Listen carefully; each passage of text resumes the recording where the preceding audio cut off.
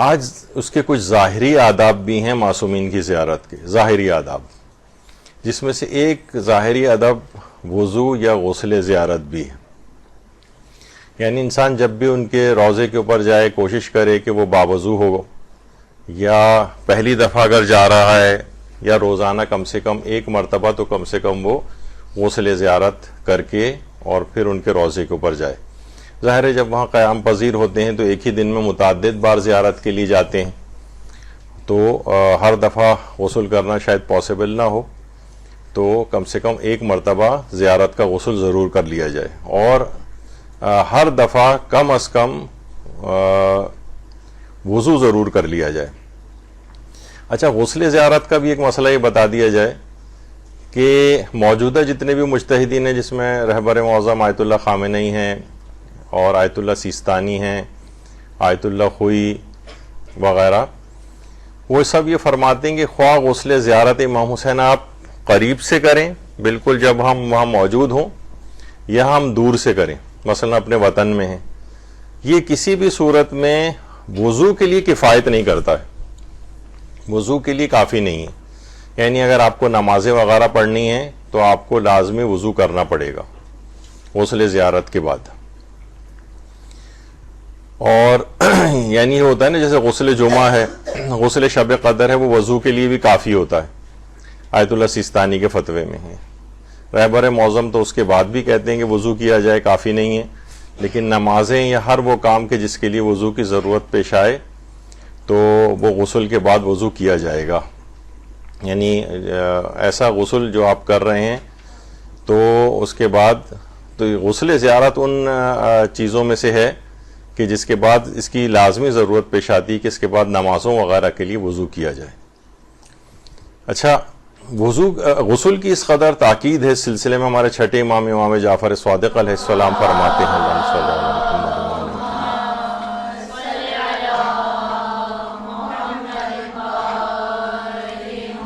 فرماتے ہیں کہ لباس کی طہارت لازم ہے، یعنی اس کے آداب میں سے ہے، ضروری اس کا خیال کیا جائے، واجبات والا مسئلہ تو نہیں ہے. لباس یعنی آپ کا پاک و پاکیزہ ہو، اور حائر حسینی پر آنے سے پہلے غسل کرنا بھی تم پر لازم ہے. یعنی تمہیں چاہیے کہ تم غسل کرو، تاکید کے معنوں میں ہے، یعنی واجب کے معنوں میں نہیں ہے. اور خشوع و خضوع بھی ضروری ہے، اور صلوات بھی تم پر لازم ہے، اور محمد و آل محمد پر کثرت سے درود بھی بھیجو.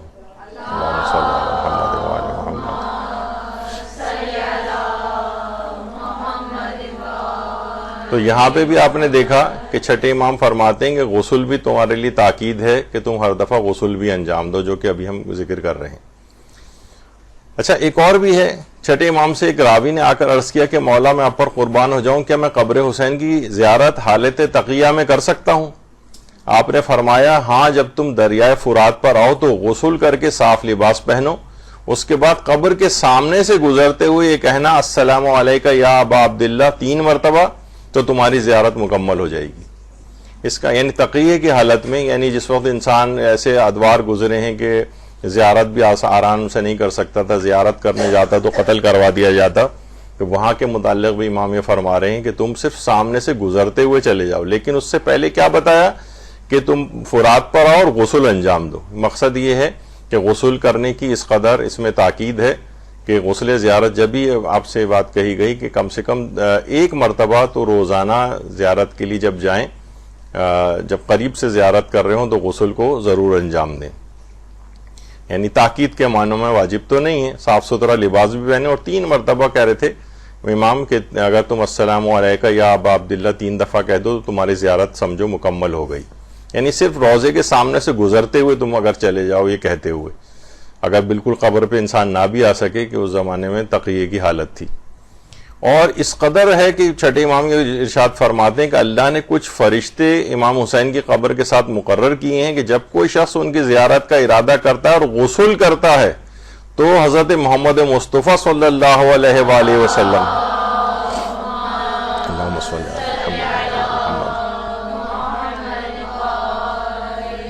رسول اللہ اسے آواز دے کر فرماتے ہیں اے اللہ کے مہمان، جنت میں میری رفاقت کے ساتھ خوش ہو جاؤ. تو اس سے آپ اندازہ لگائیے کہ یعنی زیارت کا ارادہ کرے اور غسل انجام دے تو پھر رسول اللہ یہ کہتے ہیں. تو یعنی ایسا نہیں ہے کہ بس ٹھیک ہے جا رہے ہیں، ایک فارمیلٹی ہے، بس ایک نہا دھو کے انسان جائے، نہیں، اس قدر ہے کہ رسول اللہ کی رفاقت اس کو نصیب ہوگی اگر وہ غسل زیارت کو انجام دیتا ہے. پھر یہ سوال کیا ہر بار زیارت کے لیے وضو غسل ضروری ہے؟ تو ابھی جیسے گزرا کہ وہ ضروری تو نہیں ہے. وضو البتہ کوشش کر کے ہر دفعہ انجام دے لیا جائے، اور بغیر وضو یعنی باطنی طہارت جب تک نہ ہو تب تک نہ جایا جائے، اور روزانہ کم سے کم ایک مرتبہ جب پہلی زیارت کے لیے جائیں تو غسل کو انجام دے لیں. اس کے بعد جتنی دفعہ بھی جائیں وضو کے ساتھ اگر چلے جائیں، یا ہر دفعہ بھی غسل کرنا پاسبل ہو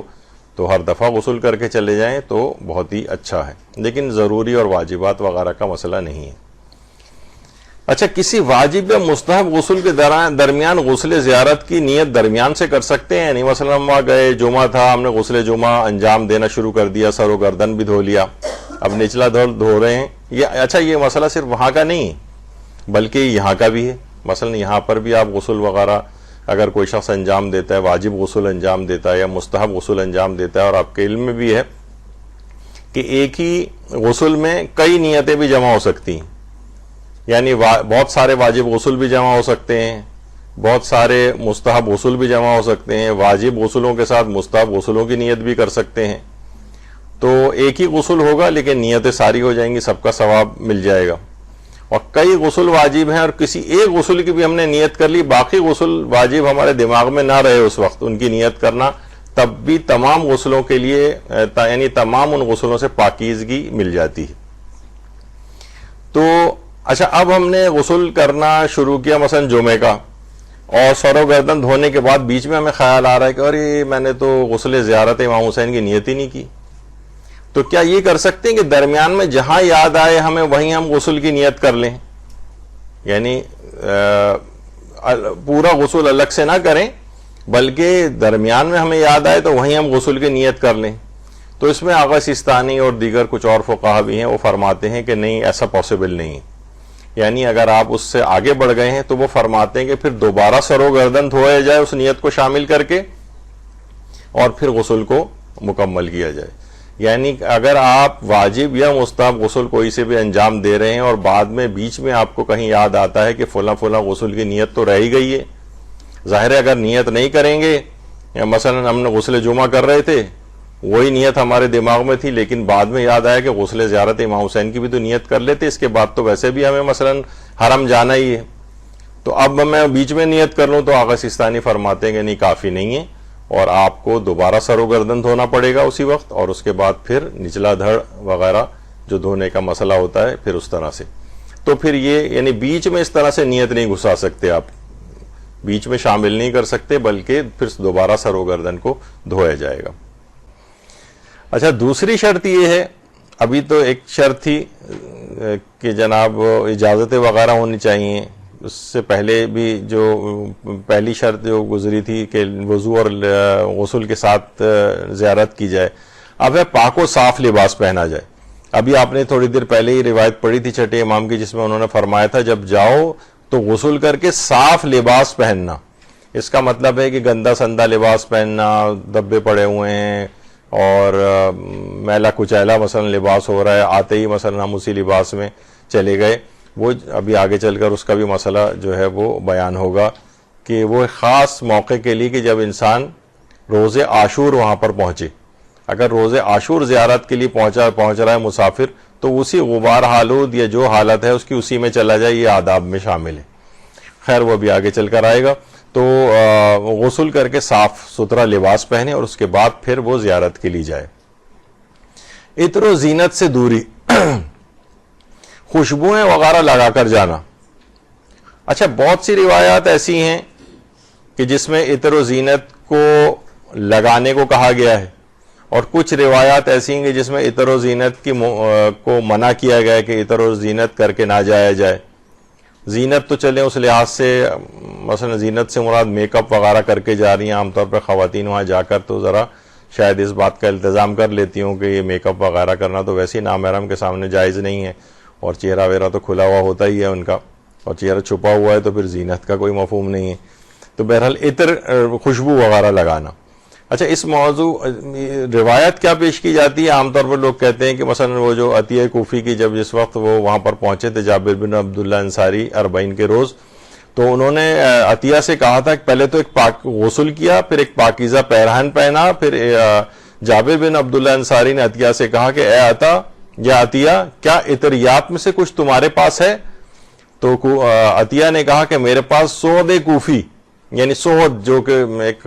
سود کوفی کہلاتی ہے، ایک خاص قسم کی خوشبو ہے، تو انہوں نے کہا جی وہ میرے پاس ہے۔ تو جابر نے اس میں سے کچھ لیا، اپنے سر اور بدن پہ اس کو ملا، اور اس کے بعد پھر زیارت کے لیے گئے۔ تو اس کا مطلب ہے کہ خوشبو لگا کر وہ قبر پہ گئے تھے، اور کچھ روایات ایسی ہیں کہ جس میں خوشبو کی ممانعت آئی ہے۔ تو اس موضوع پر پورا ایک لیکچر یہاں پر قبر امام حسین کی زیارت کے لیے غسل کرنا اور خوشبو لگانا کیسا ہے، اس میں ساری وہ روایات ہم نے پیش کی ہیں اور اس کا پورا تجزیہ کیا ہے، اور ان کا نتیجہ بھی اس کے اندر نکال کے دیا ہے کہ دیکھیے جس وقت یہ بالکل ابتدائی زمانہ تھا، اس وقت اسلام کے بہت سے احکامات ابھی بنے نہیں تھے، کیونکہ امام حسین کی شہادت کے بعد ان کی قبر پہ جانا، اور جابر پہلے ہی سے اس کا التزام کرتے تھے کہ زیارت کے لیے جابر ظاہر ہے رسول اللہ کی قبر کی زیارت کے لیے جاتے تھے جب مدینے میں تھے، اور امام حسن کی زیارت کے لیے مثلا جاتے تھے، اور حضرت زہرا کی زیارت کے لیے جاتے تھے، تو وہاں پر وہ ویسے ہی اس کے آداب میں شامل ہے کہ انسان غسل کرے، خوشبو لگائے، اور پھر ان کی قبور کی زیارت کے لیے جائے۔ تو وہی انہوں نے یہاں پر بھی انجام دیا کہ اس زمانے تک یہ احکامات بنے نہیں تھے، اور بعد میں ائمہ کی روایت، چھٹے امام اور ان کے بعد جو ہے روایت آئیں کہ پھر وہ خوشبو نہ لگائی جائے۔ اور کچھ علماء یہ کہتے ہیں کہ خاص خوشبو نہ لگانا یہ عاشورے کے لحاظ سے ہے کہ اس دن انسان خاص طور پر خوشبو نہ لگائے، اور تو پھر وہ کوئی پھر اس میں باقی دفعہ کے لیے اگر جا رہے ہوں تو پھر وہ خوشبو جو ہے وہ لگا سکتا ہے۔ تو اسی طریقے سے جس وقت وہاں پر پہنچے تو جیسے ہی علماء کہتے ہیں کہ جیسے ہی وہ مثلا وہ کربلا پہنچتا تو ایک لحاظ سے وہ ظاہر لکھ دیا جاتا ہے، تو وہ اسی حالت میں بغیر خوشبو لگائے مثلا وہاں پر آیا ہے شہر کے اندر، اب ظاہر ہو گیا ہے، تو ابھی دوسری حدیث پہ بھی اگر عمل ہو جائے، یعنی پہلی حدیث پر عمل ہو گیا کہ زیارت اس کی ویسے ہی شمار ہو گئی، اور اس کے بعد دوسری حدیث پر عمل ہو گیا جس میں خوشبو لگانے کا ہے، تو خوشبو لگا کر بعد میں نہا دھو کر خوشبو لگا کر بھی جا سکتا ہے۔ تو اس میں یہ ساری تفصیل، جس کو اگر تفصیل کا شوق ہو کہ خوشبو کب لگا سکتے ہیں کب نہیں لگا سکتے، وہ اس درس کو سن لے۔ پھر اس کے بعد اگلی جو ہے خاموشی اختیار کرے، یعنی غیر ضروری طور پر لوگوں سے، یعنی وہاں جا کر نوجوانوں میں خاص طور پر دیکھا ہے کہ جہاں نوجوان مل گئے، اب تو نوجوان فیملیز کے ساتھ جانے کے بجائے کہتے ہیں ذرا دوستوں کا گروپ جائے، بے تحاشا ہنسی مذاق، ہلا گلا، جگت بازیاں اور یہ سب کچھ ہو رہی ہوتی ہیں، بعض اوقات وہ بہت متاثر ہوتا ہے ایک روحانی لحاظ سے سفر۔ تو اس کی ان سب کے پیچھے روایات ہیں، یہ جو ہیڈنگز بھی آپ کے سامنے آ رہی ہیں وہ پیش نہیں کر رہے کہ وہ بہت لمبا درس ہو جائے گا۔ تو اس میں کہ زیادہ تر اس میں خاموشی اختیار کرے، خاموشی، تقلیل الکلام مع المرافقین و بقیت الزائرین، یعنی اپنے ساتھیوں کے ساتھ بھی کم تر بات کرے اور باقی زائرین کے ساتھ بھی، یعنی اگر کوشش بھی کرے کہ نہ سوائے اچھی باتوں کے، اچھے جملوں کے، اگر باتیں کرنی بھی ہیں تو امام کی معرفت کے لحاظ سے باتیں کی جائیں، ان کے کلام کے متعلق، ان کے فضائل کے متعلق، ان کے مصائب کے متعلق، تاریخ، یعنی جس طرح ایک شائستہ گفتگو ہوتی۔ لیکن وہاں جا کر یہ فضول قسم کی بحثیں، فضول باتیں، عام طور پر جب کھانے وانے کے لیے لوگ بیٹھے ہوتے ہیں، اتنی فضول اور ویسی باتیں ہو رہی ہوتی ہیں کہ یعنی آدمی سن کے بھی حیران ہوتا ہے کہ کس سفر کے اوپر یہ آئے ہیں اور کس قسم کی باتیں ہو رہی ہیں۔ ایسا نہیں کہ خوش گپی کرنا یا تھوڑی بہت اچھی ہلکے پھلکے پیرائے میں ہنسی مذاق بھی کر لینا کوئی ایسا ممانعت والی بات ہو، لیکن ایک حد سے زیادہ بعض اوقات کراس کر جاتا ہے، اور پسندیدہ یہ شمار کیا گیا کہ انسان اس سفر کے اندر باتیں کم کرے، اور اپنے ساتھیوں کے ساتھ بھی، باقی زائرین کے ساتھ بھی، اور کوشش کرے کہ اس کی زبان کے اوپر ہمیشہ درود و سلام اور یہ سب چیزیں جو ہیں اس کے جاری رہیں، اور وہ امام کو اپنے ہدیہ کرتا رہے تاکہ پورا ایک سفر زیارت ایک روحانی سفر قرار پائے۔ چھٹے امام سے پوچھا گیا کہ جب آپ کے جد امام حسین علیہ السلام کی زیارت کے لیے جاتے ہیں، اللہم صلی علی محمد و آل محمد،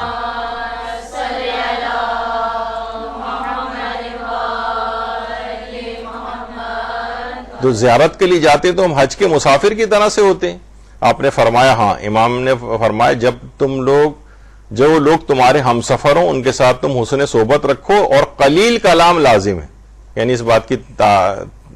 تاکید کی کہ کم بولو، مگر خیر کی بات اور کثرت سے اللہ کا ذکر بھی واجب ہے، یعنی واجب ضروری کا معنوں میں، یعنی کثرت سے اللہ کا ذکر کرو، خیر کی باتیں کرو، امر بالمعروف کرو، فضائل کی باتیں ہوں، امام کے مصائب کی باتیں ہوں، کوئی تاریخی کوئی ڈسکشن ہو آپ کو اس میں کرنا ہے وہ آپ کر لیں، یعنی امام نے اس میں خود اس بات کی تعلیم فرمائی ہے کہ کم بات ہونی چاہیے،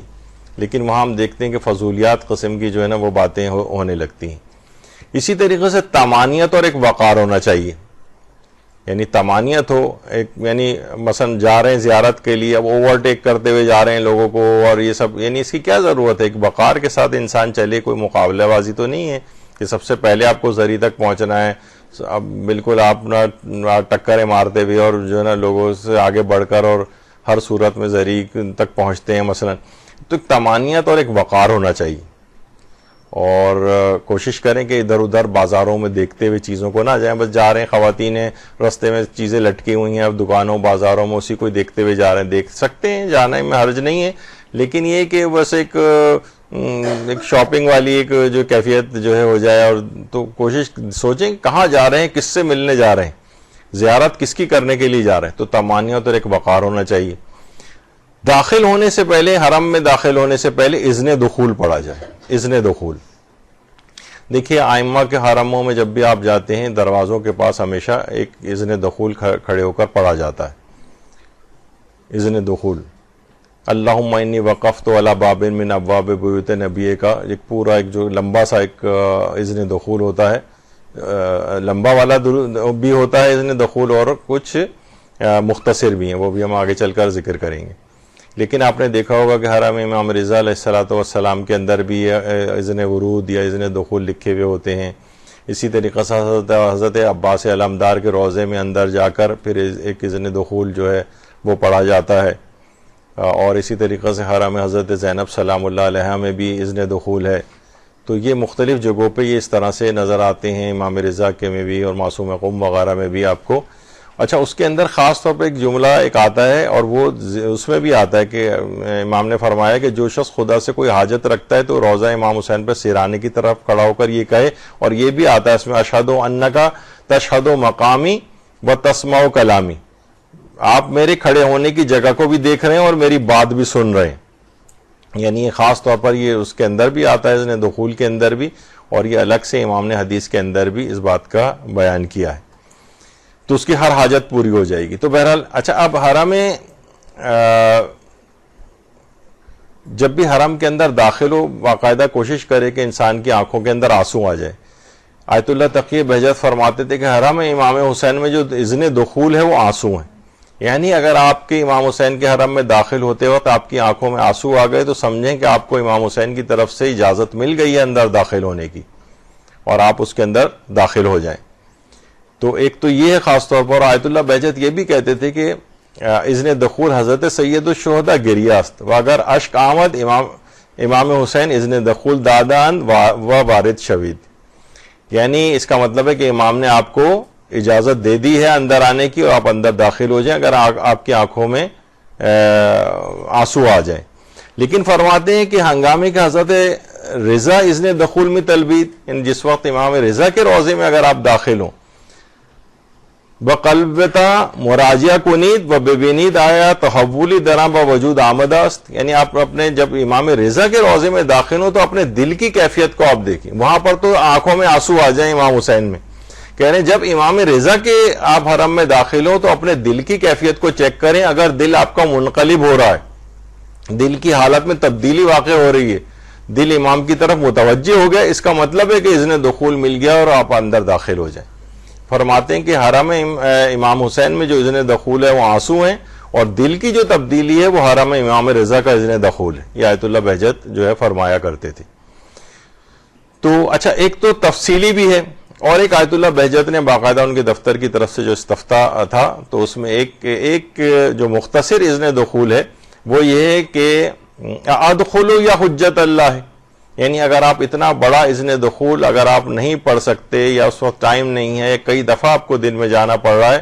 تو ایک دفعہ تو کم سے کم ایک مکمل والا اذن دخول پڑھ لیں جس وقت پہلی دفعہ جائیں۔ ایک دفعہ تو مکمل اذن دخول پڑھ لیں بڑا والا، اور اگر دوسری دفعہ یہ کئی دفعہ آپ کو بار بار جانا پڑا اور ہر دفعہ پاسبل نہیں ہے آپ کے لیے اتنا بڑا اذن دخول پڑھنا، تو پھر ادخلوا یا حجت اللہ ایک دفعہ پڑھ لیں اور اس کے بعد اندر داخل ہو جائیں، یہ بھی کیا جا سکتا ہے۔ اچھا، یہ بات صرف امام رضا کے روضے کی نہیں بلکہ آیت اللہ شیخ جعفر شستری فرماتے تھے کہ اگر امام مظلوم امام حسین کا نام سنیں اور اپنے حالات میں آپ تغیر محسوس نہ کریں تو اپنے ایمان کی فکر کریں، کیونکہ امام حسین کا نام ایمان کا حوالہ ہے، یعنی یہ بات تو اس سے بڑھ کر ہے، اندر ایک تبدیلی رونما ہوتی ہے، لیکن اس تبدیلی کے رونما ہونے کے بعد اور وہ آگے بڑھتی ہے اور آپ کی آنکھوں سے آنسو جاری ہوتے ہیں۔ امام حسین میں خاص طور پر تو یہ دل کی کیفیت کی تبدیلی امام حسین علیہ السلام کے لیے بھی ہے۔ اچھا، اب اندر داخل ہونے کے لحاظ سے ایک تو اذن دخول تو ابھی آپ نے سنا، لیکن حرم میں جیسے پروردگار عالم کے لحاظ سے اگر ہم دیکھیں، مثلا مسجد الحرام میں اگر داخل ہو رہے ہوں تو یہاں پر مثلا یہ باب ملک ابن عبدالعزیز جو گیٹ ہے، جو سب سے بڑا گیٹ ہے یہاں سب سے زیادہ بڑی تعداد میں یہیں سے لوگ اندر داخل ہوتے ہیں، تو یہاں پر بسم اللہ و باللہ و فی سبیل اللہ و علی ملت رسول اللہ کہتے ہوئے اندر داخل ہوں، یعنی ایک لحاظ سے آپ اس کو ایک لحاظ سے اذن دخول ٹائپ کا اس کو آپ سمجھیں کہ یہ جملے کہتے ہوئے اندر داخل ہوں، اور یہ وہی الفاظ تھے جو بار بار حضرت امیر المومنین علیہ الصلوۃ والسلام اس کی تکرار کر رہے تھے، اللہم صلی علی محمد و علی محمد۔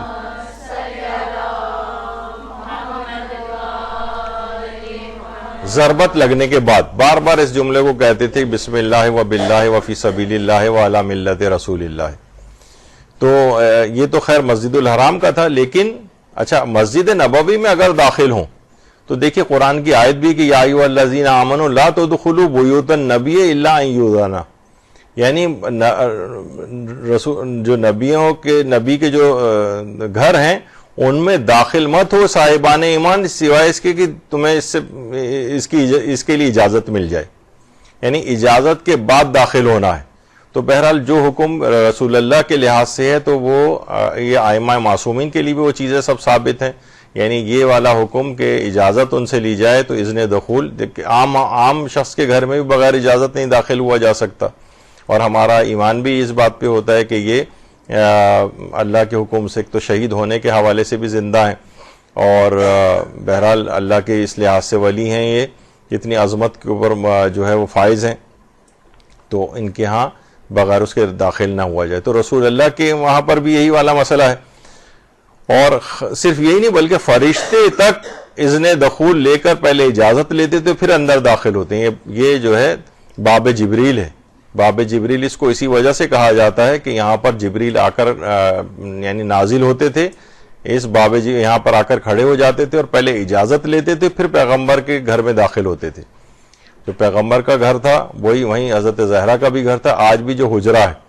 حجرہ جو شہزادی کا اپنا گھر ہے، یہ جیسے ہی باب جبریل سے اندر داخل ہوتے ہیں پہلے انہی کا حجرہ پڑتا ہے، یعنی یہ وہ جگہ تھا کہ جبریل یہاں آ کر اجازتیں لے کر اندر داخل ہوتے تھے۔ کیا عظمت ہے اس شہزادی کی، تو یہاں اس کے بغیر اجازت کے داخل بھی نہیں ہو سکتے تھے فرشتے، تو اذن دخول اس لحاظ سے یہاں پر پڑھا جاتا ہے۔ رسول اللہ کے پاس مسجد نبوی کے اندر جب بھی کوئی شخص افراد آتے تھے تو رسول اللہ کے پاس اگر آپ خواتین کے لیے وہاں پر جانا عام طور پر پاسبل نہیں ہوتا ہے، الگ الگ جگہ تھی، وہاں تو استوانۃ الوفود ہے، وہاں پر ستون ہے خاص جہاں پہ رسول اللہ جو ڈیلیگیشنز آتے تھے ان سے بات کرتے تھے، کوئی ستون مہاجرین ہے، کوئی کون سا ستون ہے، کوئی ستون توبہ ہے، بہت سارے ستون سریر ہے،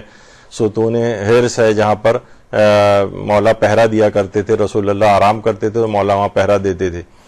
تو بہت سے افراد ایسے تھے جن کو کوئی بہت زیادہ بڑا رسول اللہ سے کام نہیں ہوتا تھا، بلکہ وہ چاہتے تھے کہ بس ہم رسول اللہ سے ملتے ہوئے بس ملاقات سلام کرتے ہوئے گزر جائیں۔ تو جن کو کوئی ارجنٹ مسئلہ ہوتا تھا یا صرف سلام کرنا ہوتا تھا تو یہ باب السلام سے یہاں سے اندر داخل ہوا جاتا تھا۔ یہ گیٹ ہے، یہ سیدھے جا رہی ہے قبر رسول جہاں پر ہے، یہیں رسول اللہ کا حجرہ بھی تھا، تو یہاں سے داخل ہوتے ہوئے صحابہ جو ہے داخل ہوتے تھے اس دروازے سے باب السلام سے، اور وہاں پر اس زمانے میں تو ظاہر اتنی پرشکو مسجد نہیں ہوتی تھی اور بہت کچی سی مسجد تھی، لیکن تقریباً یہی راستہ تھا جہاں سے صحابہ اندر داخل ہوتے تھے، اور جس کو کوئی بہت ارجنٹ کام ہوتا تھا یا یہ کہ صرف سلام عرض کرنا ہوتا تو یہاں سے سلام کرتا ہوا وہ شخص نکل جاتا تھا۔ اور یہ وہی باب السلام ذرا اور پرانی اس کی تصویر ہے. تو بہرحال اس انداز سے. اچھا اذن دخول کی جو ہے وہ کچھ اقسام بھی ہیں. ایک تو وہی بڑی والی قسم جو ہے وہ مصباح کفمی میں علامہ کفمی نے لکھی, وہ جو بڑا والا جو اذن دخول ابھی آپ نے دیکھا تھا لکھا ہوا, وہ بڑا اذن دخول مصباح کفمی کے اندر ہے. اسی طریقے سے بہار الانوار میں علامہ مجلسی نے بھی لکھا ہے, اور مفاتیح الجنان میں شیخ عباس قمی نے لکھا ہے. اچھا لیکن بعض اوقات یہ ہوتا ہے کہ اتنا بڑا اذن دخول, اچھا خود ائمہ بقی کے لحاظ سے بھی ایک اذن دخول ہے جو کہ پڑھا جاتا ہے, لیکن آج کل خاص طور پہ حج وغیرہ کے اس میں سیزن میں یہاں پر کھڑے ہونے بھی نہیں دیتے ائمہ کے قبور پہ کہ آپ یہاں دروازے کے پاس کھڑے ہو کر اذن دخول پڑھ لیں جب بقی کے اندر داخل ہو رہے ہوں. اور جہاں لوگوں کا مجمع آپ کو نظر آ رہا ہے ائمہ بقی کی قبور ہیں, وہاں پر بھی اتنی دیر کھڑے نہیں ہونے دیتے ہیں, بلکہ ہاکاتے رہتے ہیں وہاں پر خاص طور پر حج وغیرہ کے سیزن میں. تو یہاں پر بھی صرف اتنا سا صرف ادخلوا یا موالیہ, صرف اتنا بھی اذن دخول پڑھ لیا جائے کہ کیا میں داخل ہو جاؤں یا اللہ کے ولیو, بس اتنا بھی کہہ کے یہ مختصر ترین اذن دخول جو ہے یہ بھی پڑھا جا سکتا ہے. ادخلوا یا موالیہ, اے اللہ کے اے میرے مولاؤ کیا میں داخل ہو جاؤں. تو اللہ کے ان ولیوں کو مخاطب کر کے, کوئی ظاہر ہے کہ ورنہ جو ذرا طویل اذن دخول ہے وہ آپ کو وہاں پڑھنے نہیں دیا جاتا, تو مختصر ترین بھی پڑھا جا سکتا ہے. اور اب تو خیر جو صورتحال وہاں پر ہے کہ اب تو, ورنہ ایک زمانہ تھا کہ یہاں پر یہ سب گنبد اور قبے وغیرہ سب بنے ہوئے تھے, لیکن اب جو ہے اس بات کے بہت زیادہ آثار پیدا ہو رہے ہیں, اور بہت سیریس لحاظ سے یہ بات کہی جا رہی ہے کہ بہت امکان ہے کہ بہت جلد آپ یہاں پر گنبد اور قبے بنے ہوئے دیکھیں گے انشاءاللہ. اللہم صلی علی محمد وعلی محمد.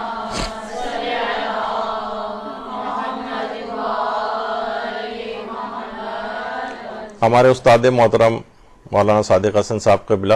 جو کہ بہت زیادہ گہری نگاہ رکھتے ہیں, تو ان کے پاس بہت فرسٹ ہینڈ قسم کی انفارمیشن ہے کہ پہلے تو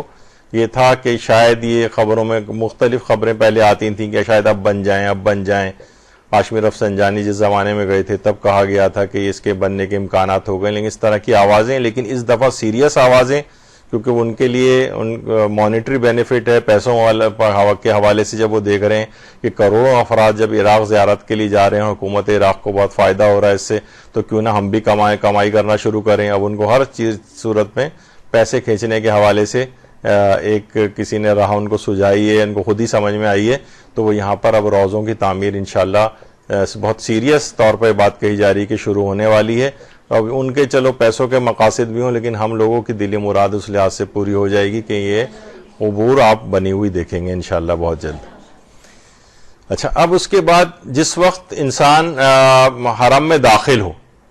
تو التشہد عند دخول المشہد, تو پھر اللہ کی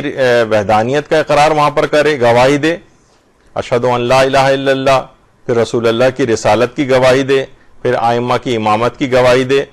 تو اس طرح سے یہ گواہیاں دیتے ہوئے اندر داخل ہو جائے. تو یہ بھی مستحبات میں سے, یہ روایات کے اندر یہ بات بیان ہوئی ہے. ائمہ نے بیان کی ہے کہ ان کی جس وقت بھی حرم میں داخل ہو تو ان گواہیوں کو دیتے ہوئے اندر داخل ہو. پھر ہے التکبیر عند مشاہدۃ القبر, یعنی جس وقت قبر کے اوپر اس کی نگاہ پڑے اسی وقت وہ ایک نعرہ تکبیر بلند کرے, اللہ اکبر کہے. یعنی مستحبات کے اندر سے ہے کہ وہ نعرہ, یعنی نعرے سے مراد بہت بڑا ایک نعرہ جو اس طرح لگایا جاتا ہے ہمارے اس میں اس طرح کا نہیں, بلکہ ایک مناسب آواز میں اللہ اکبر کہے. تو التکبیر عند مشاہدۃ القبر. اچھا اذن دخول کے بعد کون سی زیارت پڑھی جائے؟ تو دیکھیے اذن دخول کے بعد کوئی سی بھی زیارت پڑھی جا سکتی ہے کہ جو کہ معصورہ زیارت ہو. کوشش کریں کہ معصورہ زیارت ہو, یعنی جو خود روایات کے اندر جو زیارت بیان ہوئی ہو, اوتھینٹک زیارت ہو وہ پڑھیں, لیکن کوئی سی بھی زیارت پڑھی جا سکتی. تو اذن دخول کے بعد زیارت پڑھی جائے. اچھا ایک تو ابھی آپ نے سنا معصومین کے لیے اذن دخول جو ہے پڑھنا یا آداب وغیرہ میں شامل ہے. جو غیر معصوم اولیاء ہیں ان کی قبور پر اذن دخول کا کیا مسئلہ ہے؟ تو غیر معصوم کی جو زیارت کے لیے اگر جائیں تو وہاں پر اذن دخول نہیں ہے, وہاں کے لیے نہیں پڑھا جاتا, علماء نے نقل نہیں کیا ہے. لیکن خاص طور پر حضرت عباس علمدار کے لیے اللہم صلی علی محمد و آل محمد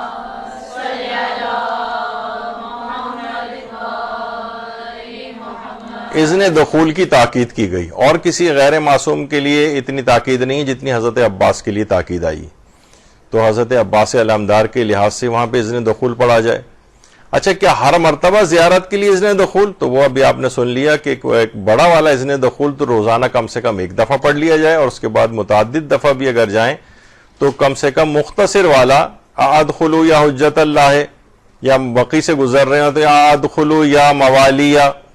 یعنی جمع کے لحاظ سے، کیونکہ بہت سارے وہاں پر اندر جو ہے وہ معصومین کی قبور ہیں، تو اگر کسی ایک معصوم کی قبر پہ جا رہے ہیں ادخلوا یا حجت اللہ ہے، یہ پڑھ لیں۔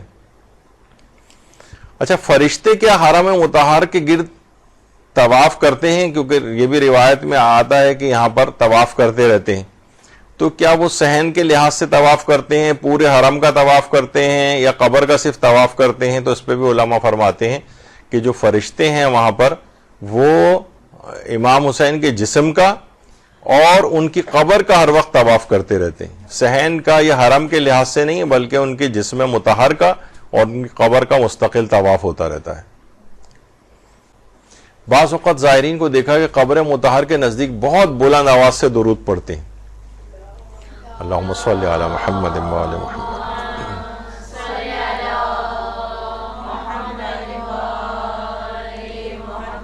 تو زائرین کا قبر مطہر کے نزدیک بلند آواز سے درود پڑھنا کیسا ہوگا؟ یہ اس تناظر کے اندر بھی سوال پوچھا گیا ہے کہ لا ترفعوا اصواتکم فوق صوت النبی، خبردار رسول اللہ کے پاس اپنی آواز کو بلند نہ کرنا، فوق صوت النبی، رسول اللہ سے بھی زیادہ آپ کی آواز جو ہے وہ بلند ہو جائے۔ قرآن میں سرزنش کی گئی ہے ایسے افراد کی جو آ کر رسول اللہ کے لیے آوازیں لگاتے تھے، باہر سے یا محمد زور زور سے اس طرح سے کہتے تھے، ایک تو ذرا توہین آمیز، اور ایک جس طرح عام انسان ایک دوسرے کو پکارتا ہے، جیسے اب بھی عرب وغیرہ معاشرے کے اندر سعودی عرب میں عام ہے کہ مثلا کسی کو آواز دینی ہے، ہمیں اس کا نام نہیں پتا تو یا محمد کہہ کے آواز لگاتے ہیں تو لوگ مڑ کے دیکھتے ہیں۔ تو بہرحال یہ بھی اس لحاظ سے اتنا پسندیدہ ان کے کلچر کے اندر رائج ہے، لیکن اتنا پسندیدہ نہیں ہے کہ اس انداز سے رسول اللہ کا نام لیا جائے، کوئی اور نام، کوئی اور طریقہ کار اس کا، جیسے ہمارے کہتے ہیں وہ بھائی صاحب جیسے ہم کہتے ہیں، تو وہاں پر جو ہے رسول اللہ کا نام لیا جا رہا ہوتا ہے اس انداز سے۔